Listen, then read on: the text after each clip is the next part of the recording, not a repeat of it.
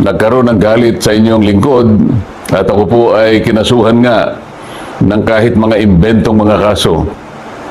At maaari pong isang araw, hindi po natin alam kung ngayon o bukas, sa makalawa, ay iahain po sa akin ang warrant of arrest upang ako po ay arestuhin, upang hindi ko na may pagpatuloy ang aking gustong mangyari na matukoy po natin ang mga may kagagawan ng lahat ng ito at mapanagot natin sila.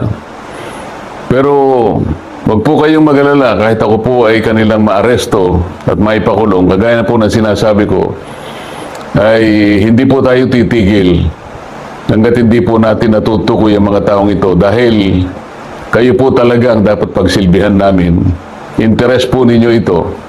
Huwag kayong mawawalan ng loob at huwag kayong mawawalan ng pag-asa. Pansamantala lang naman siguro hindi tayo magkikita ng harapan. Ngunit dahil po sa ating pakikipaglaban, alang-alang po sa interes ng ating bansa, ay kailangan tayo magkaisa. Sa tulong po ng Panginoon Diyos, magtatagumpay din po tayo. Mabuhay po kayong lahat at sana'y araw-araw ang diwa ng ating pagkakaisa